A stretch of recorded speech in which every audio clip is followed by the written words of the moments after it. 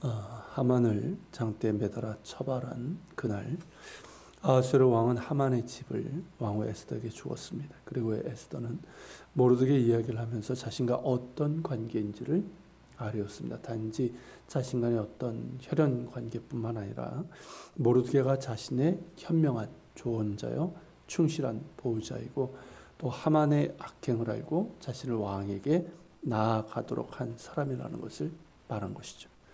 왕 역시 모르드게가 자신을 암살하려던 자들의 음모를 알아내어서 고발한 일을 알기에 모르드게를 좋게 보았고 신임할 수 있는 사람이라는 것을 알게 되었습니다. 그래서 그에게 하만에게서 뺏은 반지를 주었습니다. 하만을 대신한 총리로 삼은 것이죠. 그리고 에스더는 모르드게에게 하만의 집도 관리하게 했습니다. 이런 조치는 매우 적절해 보입니다. 모르드게가 믿을 수 있는 사람이기도 하지만 하만의 적인 유대인들을 활용해 국정에서 하만의 그림자를 지우려고 한 것입니다. 앞서 본 것처럼 아하수에로는 불안정한 사람이었고 암살 시도 사건 이후에는 두려움과 의심에 사로잡혀 하만이라는 자를 내세워 전제 정치를 했습니다. 하지만 오히려 하만이 왕의 눈과 귀를 가렸고 자신과 같은 권력과 명예를 탐하는 것으로 드러났으며 결국 실패하고 말았습니다. 이에 아하수에로는 어쩔 수 없이 과거의 정치 체제로 회귀하게 된 것입니다. 하만의 흔적을 지우기에는 하만의 대적인 유대인들을 활용하는 것이 제일 효과적이었고 왕후 에스더와 모르드게는 자신이 믿을 수 있는 사람이기 때문에 그리했습니다. 이는 페르시아 왕실의 권력 구조가 달라졌음을 뜻합니다. 유대 민족의 대적 하만이 제거되고 왕후 에스더의 영향력이 커지고 유대인 모르드게가 제국의 가장 높은 지위에 올랐을 뿐만 아니라 하만을 장대에 매다른 것을 청한 하르보나 앞에서 나왔던 사람이죠. 이런 사람들이 유대인들의 진영으로 넘어왔음을 보여주고 있습니다.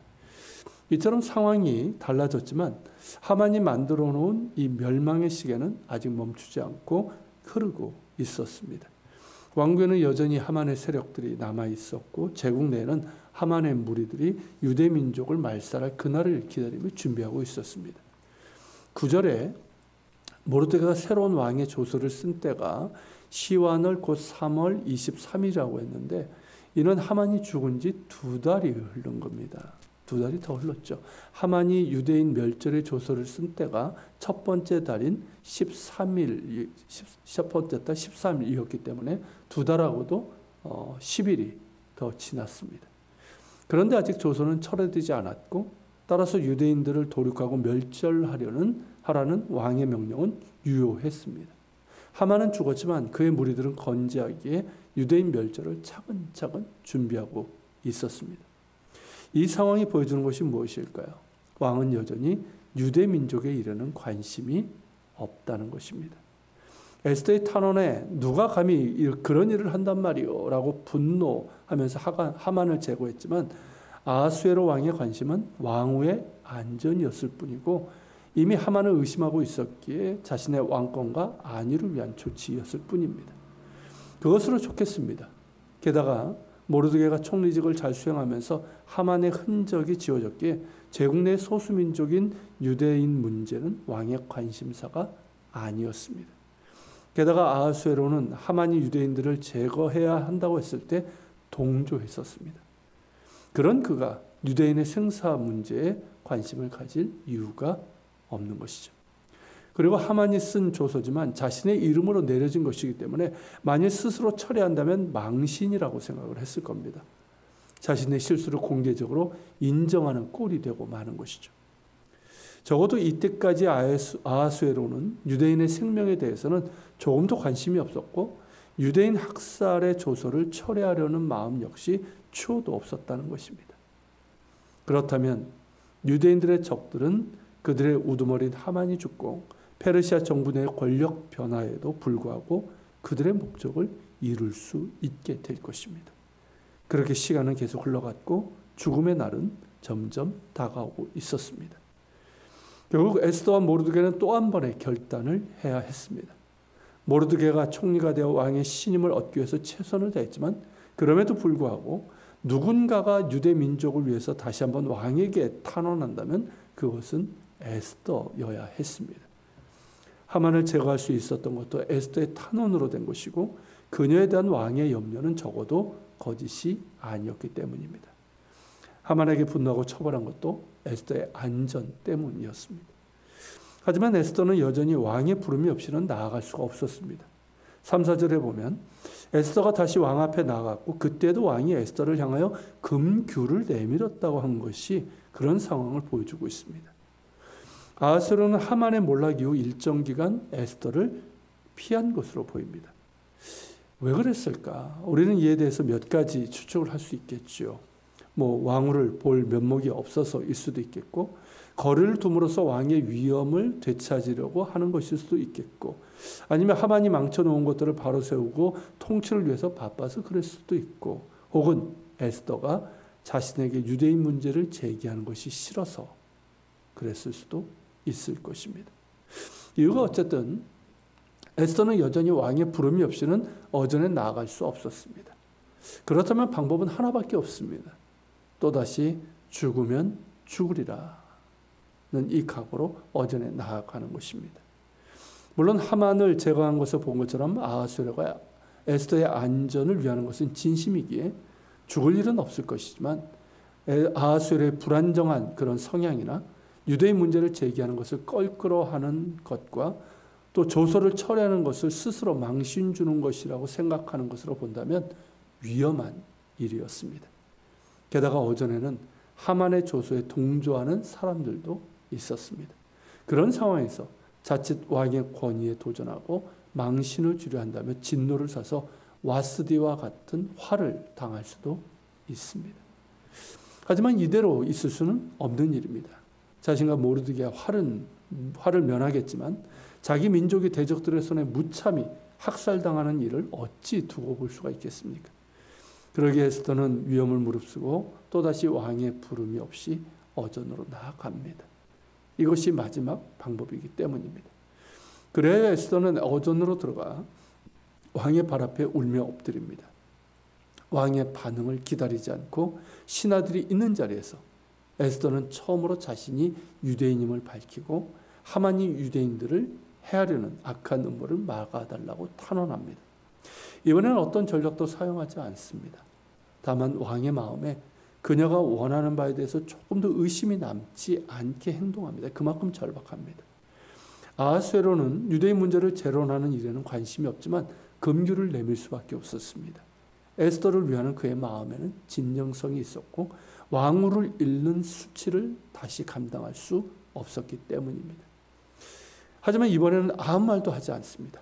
지난번처럼 원하는 것이 무엇이냐고 묻지도 않습니다.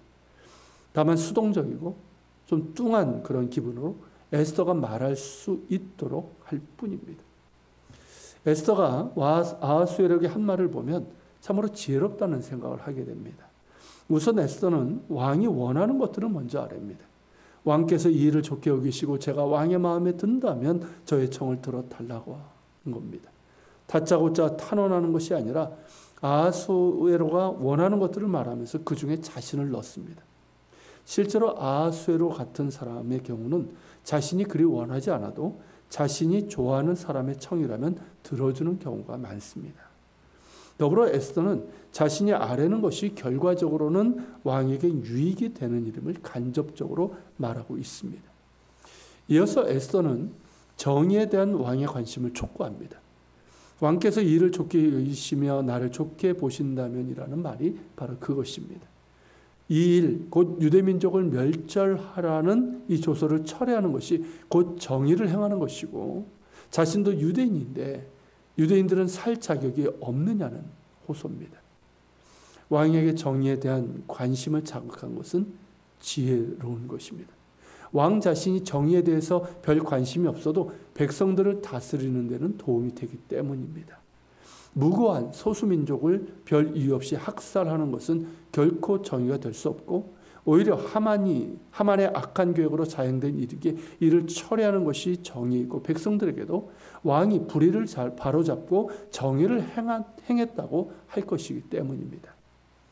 세 번째로는 자신의 애절한 감정을 그대로 쏟아놓습니다. 내 민족이 화를 당함을 어찌 볼 것이며 내 친척의 멸망함을 내가 어찌 살아서 볼 수 있겠냐는 것이죠. 그것은 나에게 너무나도 큰 고통이고 살아서는 차마 볼 수 없다는 것입니다. 이로 인해서 결국 아하수에로의 마음이 움직이게 됩니다. 에스더, 유대인 에스더, 연약한 것 같지만 그 안에 있는 강한 힘이 천하의 권세를 가진 자를 누른 것이죠. 이런 에스더의 모습에서 우리는 위기의 상황에서 보여줄 수 있는 믿음의 행위가 무엇인지를 보게 됩니다. 인내하며 겸손히 하나님의 긍휼을 구하며 신뢰하는 믿음이고, 자신이 할 수 있는 것에 최선을 다하는 실천하는 믿음이며, 죽으면 죽으리라는 용기 있는 순종의 믿음입니다. 더불어 에스더는 자기 민족에게 닥친 재앙을 보는 그 고통을 자신의 것으로 여깁니다. 왕후 이기에 자신은 안전할 수 있지만 자기 민족이 멸절되는 상황에서는 자신의 존재 이유가 없다는 것이죠. 그렇게 민족의 고통을 자신과 동일시하고 있습니다. 그 중심에 자기 민족을 사랑하는 마음이 있는 것이죠. 자신의 안위보다는 자신이 죽으면 죽을지라도 자기 민족을 위기에서 구하겠다는 간절함과 진실됨이 있습니다. 이것이 하나님께서 에스더를 쓰신 이유일 것입니다. 역사의 어둠 속에서, 악한 세력의 죽음의 위협 속에서 순전하고 겸손한 믿음으로 하나님을 바라보며 순종하는 자, 하나님의 마음을 알아 그 백성을 사랑하는 자, 에스더를 쓰신 것이죠. 오늘날 하나님께서 이 나라 이 민족을 위해서 누군가를 쓰신다면 그것은 에스더와 같이 하나님을 향한 순전하고도 겸손한 믿음으로 순종하며, 또한 이 민족을 향한 하나님의 마음을 알아 눈물로 기도하며 사랑하는 사람들일 것입니다. 바로 우리 그리스도인들이 그러한 사람들이 될 수 있기를 소망합니다. 같이 기도합시다. 주님, 또 한 번에 죽으면 죽으리라는 그런 각오로 왕 앞에 나아간 에스더의 모습을 보았습니다. 그의 모습 속에서 하나님께서 왜 에스더를 쓰셨는지도 보게 됩니다. 주님, 우리 역시 정말 에스더와 같이 하나님 앞에 순전하고도 겸손한 믿음, 끝까지 신뢰하며 인내할 수 있는 믿음, 실천하며 순종하는 믿음, 정말 죽으면 죽으리라는 그런 결기가 있는 그런 믿음의 사람들이 되게 하시고, 또한 이 민족을 향한 하나님의 마음을 알기에 눈물로 기도하며 사랑하는 사람들 되게 하여 주옵소서. 그래서 하나님, 여러모로 어려움에 처한 이 나라를 위해서 기도하고, 이 나라 가운데 하나님의 사랑과 하나님의 공의를 세워나갈 수 있도록 도와주시옵소서. 같이 기도하며 나가겠습니다.